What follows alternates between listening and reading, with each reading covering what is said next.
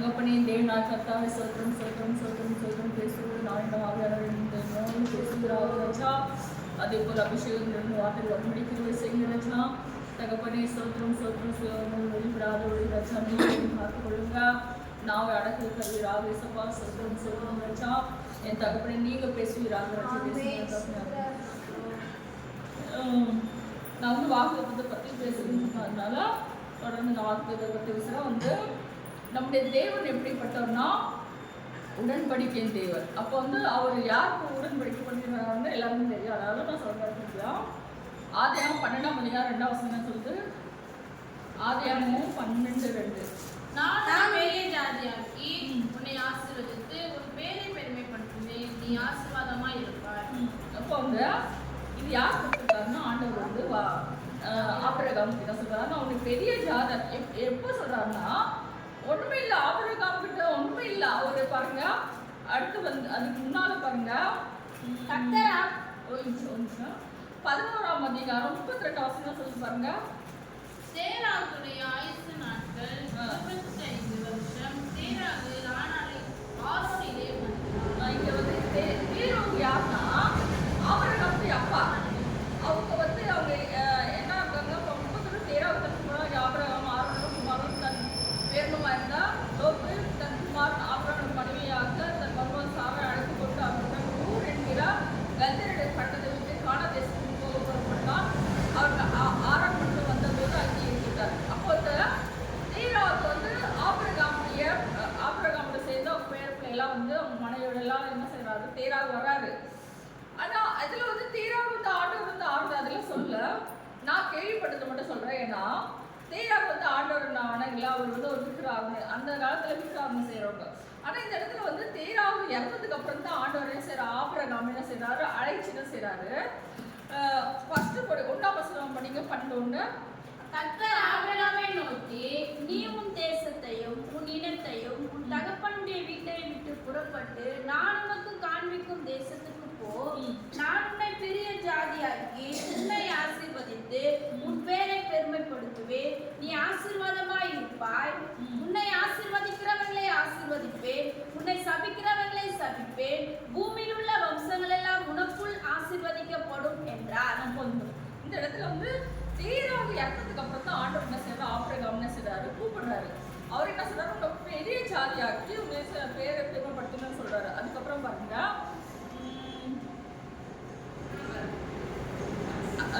5 படிங்க. ஆபிரகாம் தன் மனைவியாகிய சாராளையும் தன் சகோதரனுடைய குமாரனாகிய லோத்துவையும் தங்கள் சம்பாதித்திருந்த தங்கள் சம்பாத்தியம் எல்லாவற்றையும் ஆரானிலே ஜனங்களையும் கூட்டிக் கொண்டு அவர்கள் கானான் தேசத்திற்கு புறப்பட்டு போய் கானான் தேசத்திலே சேர்ந்தார்கள். இந்த இடத்துல ஆபிரகாம் பாருங்க, ஆண்டவர் அவர் இருக்கிற இடத்துல அவர் வீடு வசதி எல்லாம் இருந்திருக்கும் அந்த இடத்துல. ஆனாலும் ஆண்டவர் என்ன சொல்றாருன்னா, நீ இந்த இடத்த விட்டு போன சொன்னதுக்கு அப்புறம் பாருங்க, ஐயோ வீடு இவ்வளவு பெருசு இருக்கு, பங்களா இருக்கு, வீடு இருக்கு, எல்லாமே இருக்கு, எனக்கு நிலம் இருக்கு, வயல் இருக்கு. நீங்க ஒரு நிமிஷம் கூட யோசிக்கலாம். அவர் என்ன செய்ய சம்பாதிச்சுன்னா ஆடு மாடி சம்பாதிச்சிருப்பாரு. ஆனா அப்புறம் கூட அவங்க மனைவி அப்புறம் அவங்க அண்ணன் பசங்களை போறாரு. ஆனா ஆண்டவர் சொன்ன ஒரு வார்த்தைக்கு என்ன செஞ்சாரு, ஆபிரகாம் கீழ்ப்படிந்து என்ன செய்யறாரு, போறாரு. அப்போ 18 படிக்க. அப்போது பார்வோன் ஆபிரகாமை அழைத்து, நீ எனக்கு ஏன் இப்படி செய்தாய்? இவர் உன் மனைவி என்று நீ எனக்கு அறிவியாமல் போனதென்ன? இவளை உன் சகோதரி என்று நீ சொல்ல வேண்டுவது என்ன? இவளை நான் எனக்கு மனைவியாக கொண்டு இருப்பேனே, இதோ உன் மனைவி, இவளை அழைத்து கொண்டு போ என்று சொன்னான். இந்த இடத்துல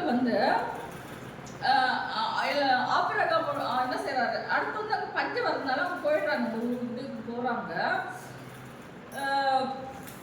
ஆண்டவர் என்ன செய்யறாரு, இவரை ஆபிரகாம் சொன்னோன்னா ஆபிரகாம் எந்த ஒரு விஷயத்தையும் யோசிக்காம கீழ்ப்படுத்தி போனதுனால ஆண்டவர் என்ன செய்யறாரு, நான் ஒரு பெரிய ஜனதாக்கி உன்னை ஆசிரியத்து உன் பேரை பெரியப்படுத்த நீ ஆசிரியமா இருப்பான்னு சொல்றாரு. அடுத்து அப்போ நம்மளுக்கு என்ன ஆண்டவர் கற்றுக் கொடுக்குறாருன்னா, நம்மளுக்கு ஆண்டவர் சொல்ற விஷயத்துக்கு நம்ம நிச்சயமாக கீழ்ப்படியலாம். நிறைய நம்மளுக்கு சொல்றாரு, நீ கீழ்ப்படி, இந்த வார்த்தை நம்மளோட பேசுவாரு. ஒரு நம்மளுக்கு ஆசீர்வாதம் வேணா நம்ம வந்து கீழ்ப்படிஞ்சு தான் ஆகணும். அப்போ வந்து நம்ம கீழ்ப்படியாதான் நம்மளுக்கு நம்ம சில ஆசீர்வாதம் குறை இருக்கும். அப்போ நம்ம வந்து ஒருத்தர் வந்து ஆண்டவர் சொல்லுவாரு, நம்மளுக்கு விரோதமா தான் அவங்க செஞ்சிருப்பாங்க காரியத்தை வச்சுங்க. அப்போ நம்ம என்ன செய்வோம், கீழ்ப்படியாம ஆண்டவர் சொல்லுவாரு, நீ அவங்கள மன்னிச்சுட்டு சொன்னா நம்ம என்ன செய்யறோம், நான் மன்னிக்க மாட்டேன், அவங்க வந்து எனக்கு விரோதமா செஞ்சாங்க, அவங்க என்ன இவ்வளவு செஞ்சுட்டாங்க, நான் மன்னிக்கவே மாட்டேன். அப்போ நம்ம கழுது ஆண்டவர் வசனம் சொல்லுது, நீங்க கோபம் கொண்டால் பாவம் செய்யாதிருங்கள், உங்க கோபம். அப்போ சொல்லி சில வசனம் எல்லாருக்கும் தெரியும், இந்த வசனம் நான் தான் உண்மையா சொல்ல. அப்போ வந்து கீழ்ப்படியணும். ஆண்டவர் சொல்றாரு கீழ்ப்படிதல் தான். அப்போ இந்த இடத்துல வந்து ஆபிரகாம் ஆசீர்வாதத்துக்கு காரணம் என்னன்னா, அவருக்கு மட்டும் இந்த ஆசீர்வாதம் வரல, அவர் தொடர்ந்து சந்ததிக்கு வந்தது. எப்படி வந்ததுன்னா, அவர் கீழ்ப்படினால்தான் இந்த ஆசீர்வாதம் வந்து சும்மாலாம் ஆபிரகாமுக்கு வரல. அவர் வந்து அவருடைய சொந்த இடத்த விட்டுட்டு, இப்போ நம்ம இந்த இடத்த விட்டுட்டு நம்ம ஆண்டு போக சொன்னா நம்ம யோசிப்போம், இவ்வளவு பெரிய வீடு விட்டுட்டு எப்படி போறான்னா, ஆண்டவர் நம்மளை ஆசீர்வதிக்க நினைச்சா நம்ம எப்படி. அப்போ வந்து கீழ்ப்படிந்து தான் முதல் முக்கியமான காரியம். இதில் வந்து நம்ம வந்து ஆபிரகாமுடைய வாழ்க்கை நம்ம சரீரத்தில் என்ன இருக்கிறோம்னா கீழ்ப்படிதல். அப்போ வந்து கீழ்ப்படுத்துதல் தான் ஆண்டவர் அவரை ஆசீர்வதிச்சு வலிக பெருக செய்தார். அப்போ இந்த இடத்துல வந்து 1 பேதுரு 2ஆம் அதிகாரம் 18-20 படிங்க. 1 பேதுரு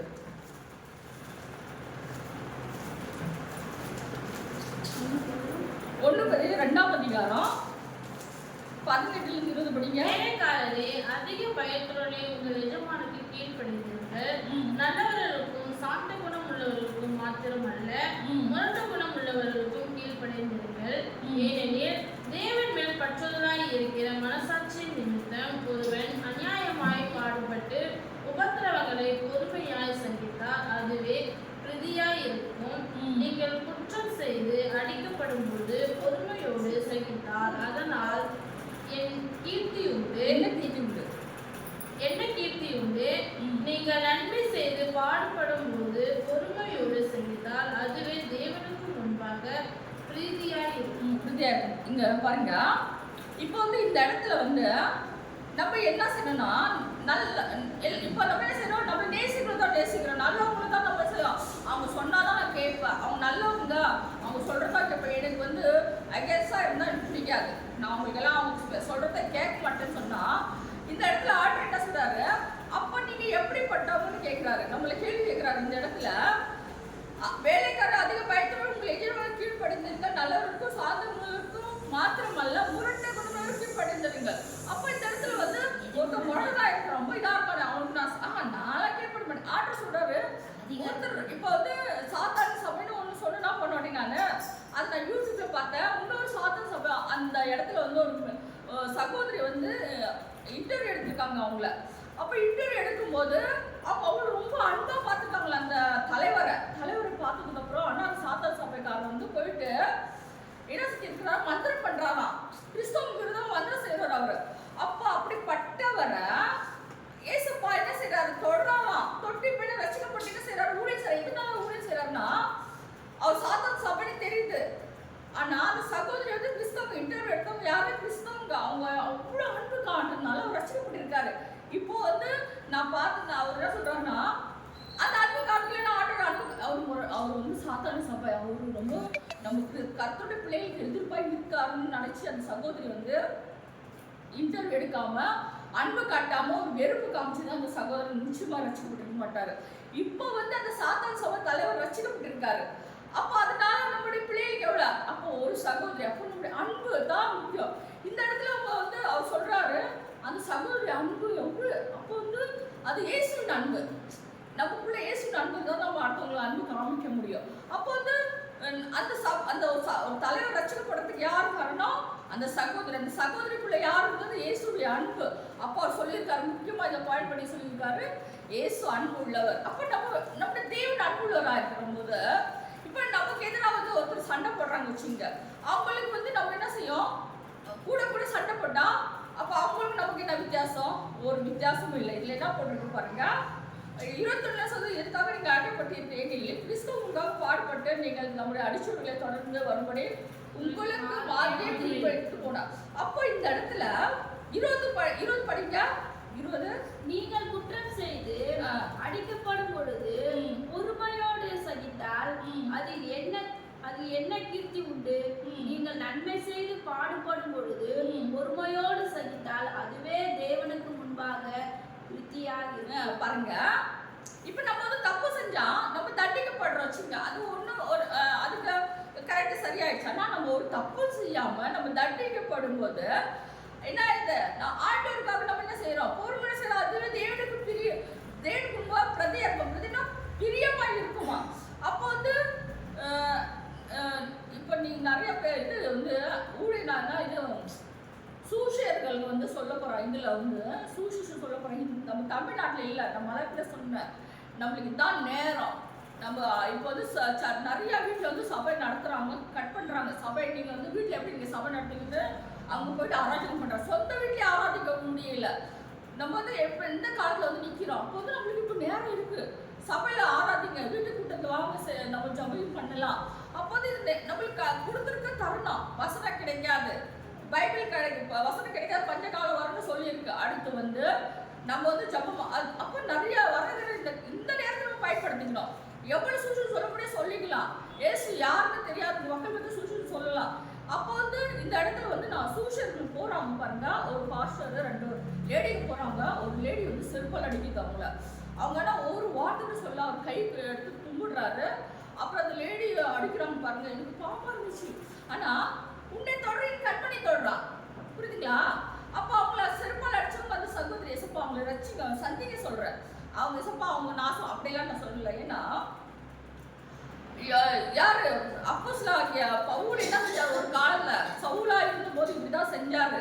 ஆனா அவர் ரட்சிக்கப்பட்டு எவ்வளவு ஜனங்களை ஆயுதப்பட அதே மாதிரி தான் அந்த சகோதரி செருப்பால் அடிக்கிறாங்க பாருங்க. அப்ப நான் ஜாமன் ஏசப்பா இந்த சகோதரி நீங்க ரசிங்க சந்திங்க. இன்னொரு வாட்ஸ்அப்ல வந்து எல்சி சிஸ்டர் அனுப்புனாங்க மெசேஜ். நீங்க பாத்தீங்கன்னு தெரியல. யாராவது சாணி வாயில போட்டிருக்காங்க. ஊழியக்காரர் வாயில என்ன செய்றாங்க? சாணி போட்டிருக்காங்க. அப்போ பாத்தீங்களா? அப்போ வந்து எப்படிப்பட்ட காலத்துக்கு வந்திருக்கோம். அப்ப நம்ம வந்து இதுதான் நம்மளுக்கு காலம். என்ன செய்யணும்? ஊழிய செய்யல முடியல, ஓகே. வீட்டில் இருந்து ஜாப் பண்ண ஊழியக்காரனுக்காக தாங்கணும். ஊழியக்காரன் பாரதத்தை ஜபம் பண்ணோம். சூஷர்களுக்காக ஜாப் பண்ணோம். மலைகள் காடல் ஊழிய ஜனபதி சூழல் சொல்ல போறது அத்தனை பேருக்கு நம்ம செய்யணும். பாரதத்தை ஜபிக்கிற நம்மளுக்கு வந்து பாரம் இருக்கு. ஏனோ தானே டைம் பாஸ் இருந்துட்டு இதுதான். அப்ப நம்ம நம்மள ஆர்டர் தெரிந்து கொள்றதுக்கு என்ன இது என்ன பிரயோஜனம் சொல்லுங்க? நம்ம வந்து நம்மள ஆர்டர் தாய் ரசிக்கப்பட்டிருக்கோம், அபிஷேகம் பண்ணப்பட்டிருக்கோம், ஊழியரா இருக்கணும் இந்த இடத்துல எல்லாரும் அப்போ வந்து நம்மளுக்கு ஒரு பாரம் இருக்கணும். கண்டிப்பா அந்த ஊழியர்கள் வந்து அந்த இடத்துல அவசரப்பட்டு ஊழியர் செய்றாங்க, செருப்படி வாங்குறாங்க. நம்மளுக்கு அப்படிப்பட்ட செருப்படி எல்லாம் இல்லையே. அப்போ நம்ம என்ன செய்யணும்? ஏசப்பா இவங்களெல்லாம் சந்தி மார்த்தோட ஜாப் பண்ணும்போது ஆர்டர் நிச்சயமா சந்திப்பாரு. அவங்கள ரசிக்க மாட்டாரா? நம்முடைய ஜபத்தை ஆர்டர் கேட்டு அவங்களெல்லாம் சந்திப்பாரு நிச்சயமா. வந்து இந்த இடத்துல வந்து இப்போ கூட வந்து நினைக்கிறேன் ஊர் சைட்ல சண்டே கிளாஸ்ல நீங்க யூஎஸ் நடத்தக்கூடாது. நீங்க ஏசப்பா பிள்ளைங்க, நீங்க உங்க கிறிஸ்தவ பசங்களுக்கு நீங்க யூஎஸ் நடத்துங்க. இந்துக்கார பசங்களுக்கு என்ன சொல்றீங்க? புரியுதுங்களா? அப்ப அப்படிப்பட்ட காலத்துல நம்ம இருக்கும்போது நம்மளுக்கு எவ்வளவு பாரம் இருக்கணும். வந்து நம்மளுக்கு வந்து ஒரு இது இல்லை வந்து ஏழை தான் என்று நம்ம இருந்து கொள்வேன். எனக்கு என்ன சொல்லிட்டாங்களா நான் பண்ணிக்க மாட்டேன். அப்போ வந்து அவர் அடைய சூழ்நிலை அவர் கணக்கு அறிஞ்சாங்க. ஏசப்பா கணக்கு அறிஞ்சதுக்கு அப்புறம் அவர் என்ன 22 படிக்க அதே 22 படிங்க. அவர் பாவம் செய்யவில்லை, அவருடைய வாயில் வஞ்சகங்கள் காணப்படவும் இல்லை. அவர் வையப்படும் பொழுதும் அதில் வையாமலும் பாடுபடும் பொழுது பயமுறுத்தாமலும் நியாயமாய் தீர்ப்பு செய்கிறவர்களுக்கு தம்மை ஒப்பு கொடுத்தார். பாருங்க, அவர் ஏசப்பா வந்து பாவம் எதுவுமே செய்யல. ஆனாலும் அவர் என்ன செஞ்சாரு? நமக்காக தான் இந்த உலகத்தை வந்து பாடுபட்டு அவர் கண்ணதை அவ்வளோ நிறைய அடி. அப்போ அப்படிப்பட்ட நிலைமை நம்மளுக்கு வந்தா நம்ம நிச்சயமா வந்து நான் என்ன சொல்றேன் இருக்குமோ தெரியல எனக்கு. ஆனா அவருடைய பிள்ளை நம்ம அப்போ அவர் மாதிரி இருக்கணும். கண்டிப்பா நம்மளுக்கு விரோதமா எவ்வளவுதான் பேசினாலும் நம்மளுக்கு விரோதமா எவ்வளவு செஞ்சாலும் மண்டிக்கிட்டு போனா நம்மளுக்கு கண்டிப்பா இருக்கணும். ஏன்னா ஆர்டர் சொல்லி இருக்காரு நீங்க கீழ்படிங்க. அப்போ வந்து அவங்க முரட்டாட்ட குணமா இருக்கிறாங்க, நம்மளுக்கு விரோதமா பேசுறாங்க. அப்போ அவங்களுக்குள்ள என்ன செய்யுது? அந்த கிரியை வந்து பிசாசு செய்யறாங்க. அந்த பிசாசுக்கு வந்து எதிர்த்து நில்லுன்னா அந்த முரட்டாட்ட குணம் செய்யறவனுக்கு அவனுக்குள்ள இருக்க பிசாசு குணத்துக்கு எதிர்த்து நிற்கிற நம்ம என்ன செய்யணும்? சமாதானமா இருக்கணும். நம்ம என்ன செய்யணும்? ஆண்டவருக்கு என்ன செய்யணும்? ஏசப்பா நீங்க என்ன மன்னிச்சிடுங்க ஏசப்பா, அவங்களுக்கு மன்னிச்சிடுங்க ஏசப்பா, அவங்களுக்கு என்ன சப்பா ரட்சிப்பீராக ரச்சா. அவங்க எனக்கு எதுவும் பேசினாவோட பரவாயில்ல ஏசப்பா, அவங்களுக்கு நீங்க சந்திங்க ரட்சிங்க சொல்லும் போது ஆண்டவர் அந்த மனுஷனை சொல்வார். ஏன்னா அந்த சாத்தான் சபை தலைவரை சந்தித்த போல நம்ம வந்து அன்பு இயேசுவின் அன்பு காமிக்கும் போது ஆண்டவர் நிச்சயமா செய்வாரு. அடுத்து பாருங்க, ஆதியாகமம் 26:1 என்ன சொல்லி பாருங்க. ஆதியாகமம் 26 ஆபிரகாமின் நாட்களில் உண்டான பஞ்சத்தை அல்லாமல் பின்னும் ஒரு பஞ்சம் தேசத்தில் உண்டாயிற்று.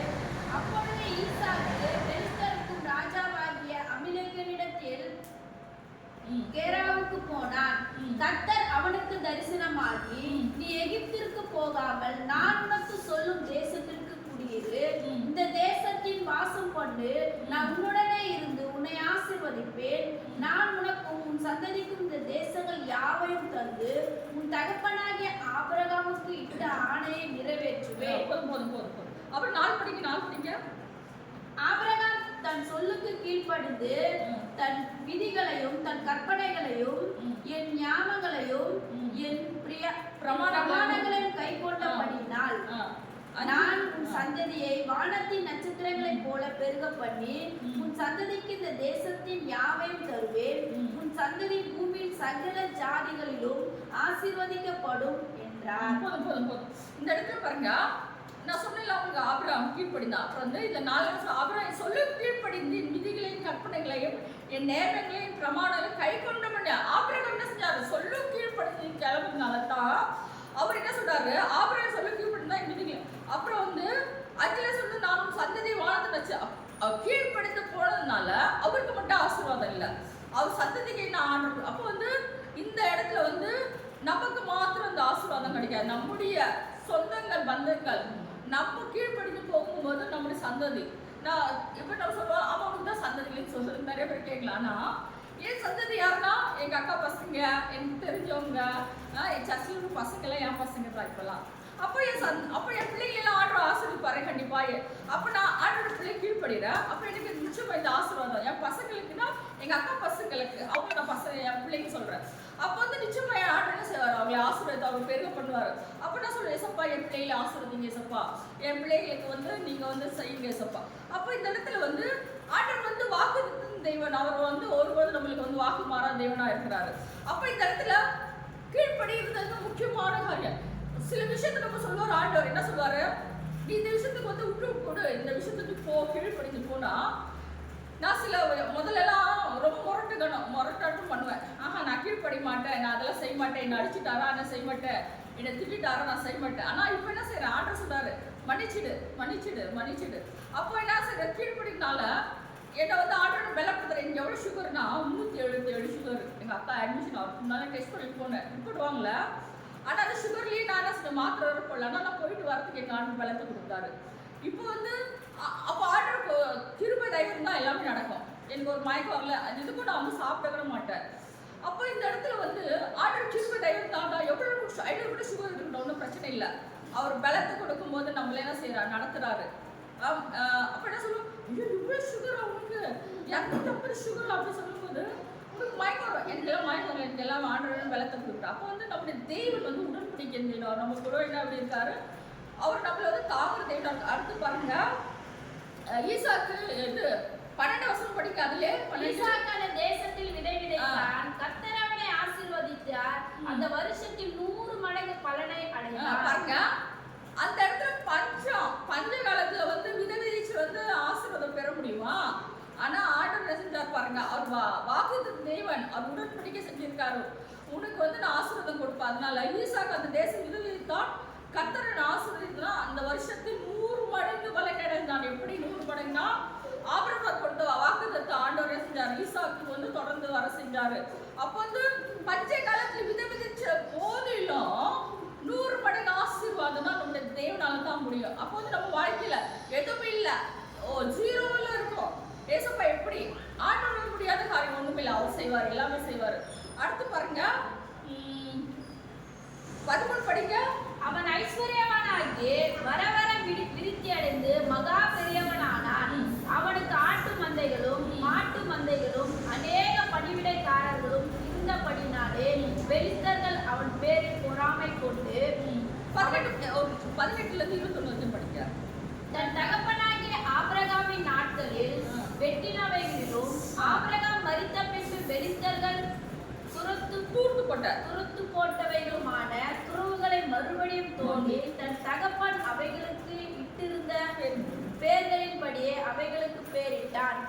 ஈசாக்கின் வேலைக்காரர்கள் பள்ளத்தாக்கிலே வெட்டி அங்கே சுரக்கும் நீரூற்றுகளை கண்டார்கள். கேராரும் மேய்ப்பர்கள் அந்த தண்ணீர் தங்களுடையது என்று சொல்லி ஈசாக்கினுடைய மேய்ப்பர்களுடனே வாக்குவாதம் பண்ணினார்கள். அவர்கள் தன்னோடு வாக்குவாதம் பண்ணினபடினால் அந்த துறவுக்கு ஏசேக்கும் என்று பெயரிட்டான். வேறொரு துறவை வெட்டினான். அதை குறித்து வாக்குவாதம் பண்ணினார்கள். ஆகையால் அதற்கு சித்தான் என்று பெயரிட்டான். பின்பு அவ்விடத்தை விட்டு பெயர்ந்து போய் வேறொரு துறவை வெட்டினான். அதை குறித்து அவர்கள் வாக்குவாதம் பண்ணவில்லை. அப்பொழுது அவர்கள் நம் தேசத்தில் பழுகும்படிக்கு இப்பொழுது கர்த்தர் நமக்கு இடம் உண்டாக்கினார் என்று சொல்லி அதற்கு ரெகோபோத் என்று பெயரிட்டார். பாருங்க, வந்து இந்த இடத்துல பஞ்ச காலம் தண்ணி இல்ல. அப்போ வந்து ஈசாக்கு என்ன செஞ்சாருன்னா, அவங்க அப்பா வெட்டினா வந்து கிணறு திருப்பி வெட்டுறாரு. ஆனா அவங்க வந்து இந்த பொறாமை கொண்டு என்ன செய்யறாங்கன்னா, அவங்க என்ன செஞ்சாங்க, அவனுக்கு ஆட்டு பந்தயம் மாட்டு பந்தயம் அன்னைக்கு பண்டிகைக்காரர் இருந்தபடியா பெலிஸ்தர் அவன் மேல் பொறாமை கொண்டு பெலிஸ்தர் என்ன செஞ்சாங்க, அந்த இடத்துல வந்து பொறாமை கொண்டு அவன் தோன்ற கிணத்தை எல்லாம் செய்றாங்க, மண்ணு போட்டு மூடுறாங்க. ஆனா ஈசாக்கு சரி மூடிட்டியா ஓகேன்னு அடுத்து போறாரு. அடுத்து போனாலும் அதையும் என்ன செய்றாங்க மூடிடுறாங்க. ஆனா வேறொரு துறை வெட்டினா அதை குறித்து வாக்குவாதம் பண்ணினா அதற்கு சித்னா என்று பெயரிட்டான். அப்போ வந்து இவங்க வந்து என்ன செய்றாங்க, தோன்ற கிணத்தை வந்து ஈசாக்கு தண்ணிக்காக தோன்ற கிணத்தை எல்லாம் செய்றாங்க, மூடிடுறாங்க. அப்படின்னு என்ன செய்றாங்க, பின்பு அவன் விட்டு பேருந்து. அப்போ வந்து ஈசாக்கு இந்த இடத்துல இருந்து வாக்குவாதம் பண்ணல, சண்டை போடல. எங்க அப்பா வெட்டின கிணறு தானே, நான் இது செய்யக்கூடாது, நீங்க எதுக்கு மூடுறீங்கன்னா அப்படி சண்டை போடல. அவர் அடுத்து போயிட்டே இருக்காரு. ஆனா அப்போ வந்து அவர் ஆனா பேர் வைக்கிறாரு, ஏசோக்கு என்று பேரிட்டான். ரெண்டாவது சித்தா என்று பேரிட்டான். ஆனா மூணாவது வந்து போறான். பின்பு அவனை விட்டு பெயர்த்து போய் வேறு துறை வெட்டினா அதை குறித்து அவன் வாக்குவாதம் பண்ணவில்லை. அப்பொழுது அவன் நம் தேசத்தில் படுகும்படி இப்பொழுது கர்த்தர் நமக்கு இடம் உண்டாக்கினார் என்று சொல்லி அதுக்கு ரெகோபோத் என்று பேரிட்டான். இந்த இடத்துல ஈசாக்கு என்ன செஞ்சான், ஃபர்ஸ்ட் ஆபிரகாம் கீழ்ப்படிந்தான். ரெண்டாவது ஈசாக்கு என்ன செஞ்சாரு, அவரோட உடன்படி ஆண்டு செஞ்சாலும் ஆனா அவர் சண்டை படல.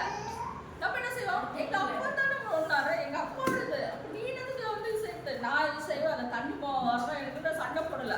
அடுத்து போயிட்டே இருக்காரு. அடுத்து மூணாவது அந்த இடத்துல வந்து ஆண்டு என்ன செஞ்சாரு, கூட என்ன செஞ்சாரு, அந்த இடத்துல அவங்க வாய் அடைச்சிருப்பாரு. அதனாலதான் என்ன செஞ்சாரு, அவர் வாக்குவாதம் பண்ணவில்லையா, பண்ணாதுன்னா அடுத்து வந்து அந்த இடத்துக்கு தான் ரெகோபோத் என்று போயிட்டு. அப்போ வந்து கீழ்ப்படினோம்.